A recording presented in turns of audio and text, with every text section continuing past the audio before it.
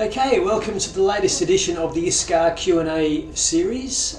This week's edition is about all sorts of skilled visa topics: accountants, retail managers, E&S, RSMS, points test, you name it, we're going to talk about it this week. We've gone through a series of Facebook questions that we've been asked over the last week, and I'm going to give you what our answers were, and hopefully that helps you with your application. Okay, so first question: can I include my mum and dad on my 189 visa application? Okay, so the story is very similar for 189, RSMS, E&S 457. It's very similar answer. If mum and dad are together in a continuing relationship, then you can't include them in your application because the department consider them as being dependent on each other, therefore they can't be financially dependent on you. Now, if mum and dad are separated, then, for example, if mum wants to be included in your application and she's been financially dependent on you for the majority of her living costs over a significant period of time, she can be included. Same for dad. But if mum and dad are together, then basically they can't be dependent on you. The department won't accept that, and they can't be included successfully in your application. You can include them, but the department will refuse the dependency part of the application. So you're wasting your money by adding them. Okay, next question. I'm an aviation engineer. If I obtain the required IELTS to gain 60 points, can I apply for the 189 visa? Okay, so aviation engineer is similar to a number of occupations in that there aren't enough people in that occupation to have its own ANSCO code. So that occupation actually comes under what's called other engineering professionals. Now, the department allocated 1,000 places for that occupation, and all 1,000 have gone. So that means the department can't invite anyone else for a 189, in this case, for an aviation engineer, before the 1st of July.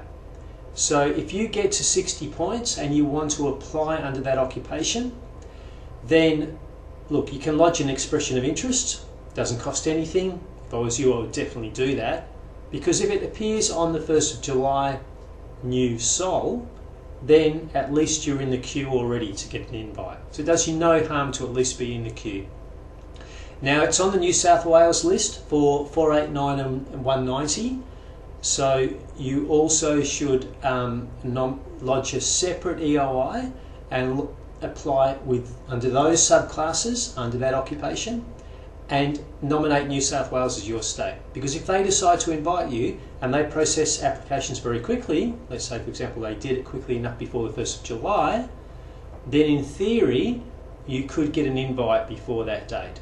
And hey, it's better to have a 489, 190 invitation there for you than for the rules to change after the 1st of July and you find you're not on a state list at all. So if I was you, I'd lodge an EOI under 189 and also lodge an EOI under 489, 190 and nominate New South Wales as your state. Okay, on to the next question. Hi sir, I just wanted to know that if I was on a 457 visa for 2 to 3 months and I get 6s in IELTS, can I apply for the RSMS visa now, or do I have to wait 2 years on a 457 visa? Okay, we get asked this question quite a lot. There's a little bit of confusion about this. Look, if you meet RSMS requirements in terms of having a company sponsoring you, you've got your 6s in your IELTS or an equivalent test, they can get RCB approval because they've done the advertising, for example, then you definitely should apply. You don't have to wait 2 years on a 457 visa first. The only reason you'd wait 2 years on a 457 visa is if you can't get to the equivalent IELTS or English language requirement. If you can get there earlier, definitely apply. You never know what's down the track. We always say to our clients, if you can meet the requirements now for a visa, don't wait for a bit more time. You never know what's around the corner. You never know what the department's going to do. You'd be kicking yourself if they change the rules and you've missed out on your chance.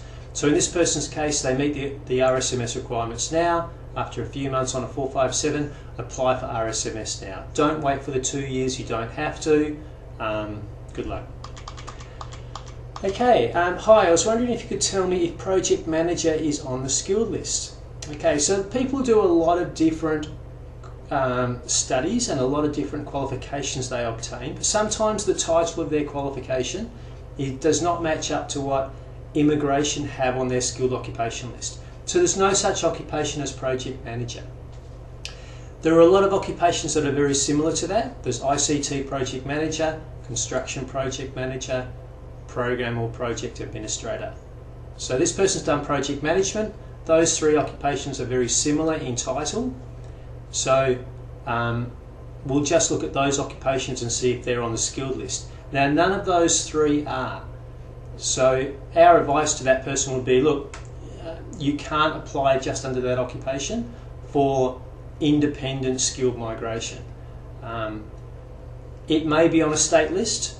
The problem being on a state list is, of course, we're going to have to see what the new criteria is, because we're getting very close to the 1st of July, and you'll need to see if you meet what extra criteria a state asks for if they put one of those occupations, ICT project manager, construction project manager, program or project administrator, on their skilled list. But right now it's not on the SOL, so that kind of study doesn't help you for independent migration. Okay, hi, I need a professional advice on the 489 regional visa conditions, if you can help me out. On the 489 visa, can I work in a regional and non-regional at the same time to support myself, but because my income is not enough to survive? Okay, so if we're on the 489 visa, you need to, basically you're aiming for an 887 for your permanent residence. You have to live in a regional area for 2 years and find 1 year of any work. So you must work in the regional area in order to meet the work requirements, and you have to live in a regional area to meet the residential requirements for the permanent residence. At the same time, you need to abide by the conditions on your 489, and the conditions on a 489 say you must live and work only in a designated regional area. So the answer to this person is no, you can't go and work in a non-regional area as well. So for example, if you're sponsored by the state government and you've had work in Mandurah, which is a regional area, you can't go work in Perth as well to top up your income, because that's breaching the conditions on your 489 visa. You can work in other regional areas. So for example, if you're sponsored state government in WA and you're working and living in Mandurah, you can move to Adelaide, because that's also a designated regional area, but you can't mix the two. Okay, next question. A permanent resident, how long can they stay overseas? Do I need to take any visa if I'm coming back up to 6 months? Okay, so when someone gets granted a permanent resident visa, they get granted a 5-year travel facility at the same time. That means they can go in and out of Australia as many times as they like in the first 5 years, and as long as you arrive back in Australia before the 5 years is up, you stay as a permanent resident. Nice and simple. So in this person's case, they want to travel for 6 months. It's fine. You can travel overseas on the visa that you've got, your PR visa. You can go in and out. As long as you arrive in before the 5 years is up, you remain as a permanent resident. If you want to travel after the 5-year travel visa has finished, you need to apply for a new resident return visa, and there are various ways you can get more travel. It's sort of another question, another answer. But in short, first 5 years, no problem, can go in and out of the country as many times as you like. Okay, next question. A company's more than 3 years old now, and it used to be a pizza shop. It's now going to sell to someone else and be a different type of cuisine, Italian food. Will there be any issue for an RSMS or a 457 visa? Okay, so under RSMS, as long as the company is operating, it can sponsor for RSMS straight away. There used to be a rule to say it had to operate for 6 months. That's not a rule anymore. As long as it's operating, it can sponsor for RSMS. It can also sponsor for the 457 visa, but if it's less than 12 months old, so it changes its ABN, becomes a new type of food restaurant in this case. If it's less than 12 months old, it can still sponsor for 457, but if it's all approved, you'll only get a visa for 18 months. Cool. Okay, next question. I got PR on a 187 9 months ago. I'm a cook. I've been having back pain for 2 months. Actually, I got it from lifting weights at the gym. I have issues with my back pain. I just want to have a month off from work. I'm scared I will lose my job. What do I need to do? Okay, so you've got your PR already. 187 has got a 2-year work commitment. So if you take a month off work, it's not a big issue. Get sort of unpaid leave from your workplace. That's not going to affect your 187. If the company then decide to let you go because they're not going to give you that leave period, immigration will look at your situation if they know about it. So first of all, 187, you don't have to advise immigration if you stop your work. There's no commitment to have to do that. But if immigration eventually find out you have left in the first 2 years, they can cancel your visa depending on the circumstances. If you leave because the company have basically got rid of you, so in this case because of some back issue, and you've tried your best to continue to live in that region and you've tried to find some work of any kind, 80%, 90% they wouldn't cancel the visa because it's not really your fault. An injury just happens, it's unfortunate. You didn't voluntarily sort of walk away from the business, you didn't go live on the Gold Coast, which is not a regional area. So as long as you try your best to live in the region, try your best to stay with the company, but they give you the flick, generally immigration wouldn't cancel your visa under those circumstances. Okay, I'm an accounting graduate. I'm going to apply for an EI very soon as I have 60 points. I've joined the professional year. By next year I'll have 65 points. What do you recommend? Okay, so lots of issues there. We don't know what the points test will be next year. The department is reassessing the whole points test system. Probably somewhere between July and November a new points test will come out. So we don't know how the professional year will work. So I'll just advise you on what the current rules are. It may be different when the new rules come out.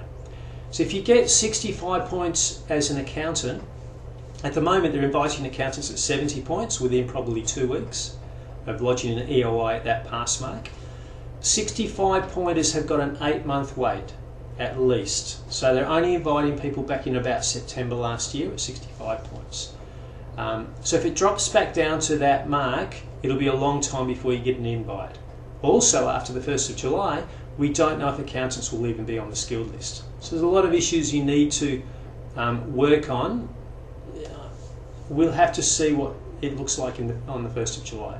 If it comes off the national list, off the skilled occupation list, maybe some of the states will still sponsor an accountant. At the moment they do, and if all of a sudden it comes off the skilled occupation list, maybe the states will increase the amount of people they will sponsor under that occupation because they're already saying it's in a demand occupation. Again, we'll know more from the 1st of July. The good sign is all the accounting bodies are saying they want accountants to stay on a list, and some of those bodies are saying please extend the numbers that you invite under that occupation. So last year they weren't that positive about the occupation. This year all the skills assessing bodies are supporting accountant remaining on the list. So in my opinion, 70-75% chance it will stay on the list. That will give a lot of relief to those accountants, but I think you need to try your best to get to 70 points. That's what's getting the invites at the moment. Okay, I heard that if any of my blood relatives, like my own sister, get PR from a regional area, if she lives there for more than a year, then me as her brother can get 10 extra points. Okay, first of all, if your sister gets PR in what's called a regional area, let's say for the 489 visa, so somewhere like Adelaide or Perth or Melbourne are all designated as regional areas, Darwin, Tasmania, basically a lot of places other than places in New South Wales and the Gold Coast are designated as, and Queensland, sorry, are designated as regional areas. They can give you extra points for the points test for a temporary 4-year visa called a 489. Now your sister doesn't have to live there for a year, she just has to be living there permanently. The problem is they're only inviting people at 70 points, and it's only occupations that are on the skilled occupation list. So let's, for example, say you come along as an engineer and you've got 60 points independently, and your relative gives you 10 extra points to get to 70, which is what you need to get an invite. Why would you apply? You already get there to the pass mark for the 189 visa at 60 points. So in effect, not a lot of people are using the 489 pathway at the moment because the 10 extra points actually don't help you a lot. They get you to 70, it's only a temporary visa. The 60 you already had gets you permanent residence. They're not sponsoring accountants at 70 points, so it doesn't really help you as an accountant either. So really the 489 has become a squib visa. It's a bit pointless at the moment until the departments start giving more places to it and it drops itself to 65 points. Not a lot of people are choosing that as an option. Okay, hi Iscah Group, I want to apply for my RSMS, but I live in Melbourne. Is it a must to see you there in Perth, or can we communicate online? I've got all my documents ready, my employer is ready to sponsor me. Okay, so we've got over 300 clients at the moment. A lot of those are in all the states around Australia and overseas as well. So we basically manage visa applications for people all around the world. The rules are the same in terms of the way we process your application. So if you want us to manage your application and you're in Melbourne, I think we've got 2,500 Facebook friends in Melbourne at the moment. We're very happy to help you. We've got a lot of Melbourne clients. Basically, we'll talk to you, we'll assess you, we can Skype interview if you need it, and look, we're happy to help you. Get in touch with us and we'll see what we can do. Okay, yes, I have a diploma of management for a retail manager position. Do I need to assess it from an Australian assessment authority, or can I apply straight away for an RSMS application? Okay, so if you're nominating retail manager under RSMS, you don't need to have a skills assessment. Some occupations you do, for example, some of the trade occupations, depending where you get your qualification, you might need a skills assessment. But if you have a diploma of management, an AQF diploma of management as a retail manager, and you want to apply for a 187 application, there's no skills assessment required, there's no work experience required. You have the eligible qualification for that occupation, so that's cool. Okay folks, that's it for this week. Remember, the rules are always changing, so it's always worth dropping us a line to check on any query you have.